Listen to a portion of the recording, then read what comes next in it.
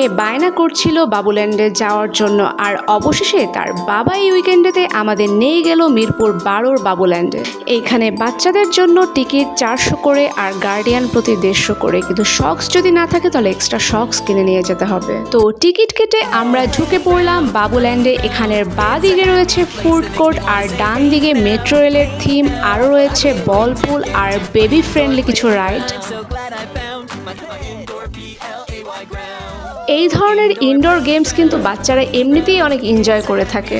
এটা একদম নো শু এরিয়া ছিল বিধায় সবাইকেই মোটামুটি শক্স পরে ভিতরে যেতে হতো, তাই ইনায়ার বাবা ইনায়াকে সুন্দর করে শক্স পরিয়ে দিচ্ছিল। উইকেন্ডের কারণে রাইডগুলোতে বাচ্চাদের বেশ ভালো রকমের ভিড় থাকায় একটু ফাঁকা পেয়েই ইনায়া প্রথম উঠলো এই কার রাইডে।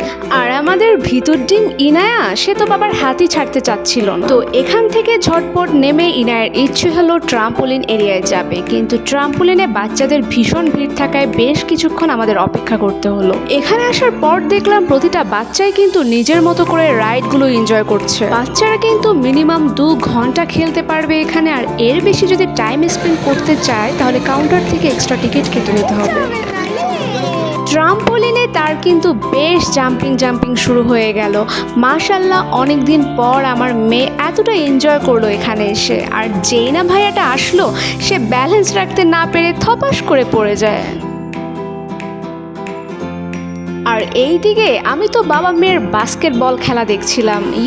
ইনায়া একটা বল বাস্কেটে ঢুকাতে পেরেছে। আমি শুরুতেই বলেছিলাম এখানে মেট্রো রেলের একটা থিম রয়েছে, আর এর ভিতর বেশ কয়েকটা কম্পার্টমেন্ট আছে যেখানে বাচ্চারা নিজেদের পছন্দ অনুযায়ী ক্যারেক্টার প্লে করতে পারবে। যেমন কিচেন কম্পার্টমেন্টে ইনায়া সেজেছে জুনিয়র মাস্টার শেফ। আর ইনায়ার মতো কে কে আছো যারা রান্নার ফাঁকে ফাঁকে ফোনে কথা বলতে থাকো?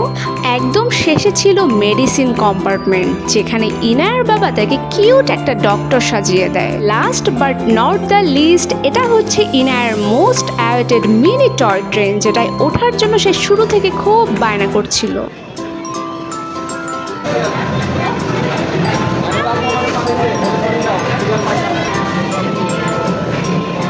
বল পুলে নেমে কিন্তু সে তেমন একটা এনজয় করতে পারেনি, কারণ এখানের 360 ডিগ্রি স্লাইডগুলো মূলত বড় বাচ্চাদের খেলার জন্যই ঠিক আছে। এই যে ইনায়া টানেলের ভিতর থেকে ক্রোলিং করে বেরিয়ে আসলো। ইনায়ার সাথে বাবুল্যান্ডে আসলে আমাদের সময়টাও বেশ ভালোই কাটলো। তো এই ছিল আজকের ভ্লগ, টাটা।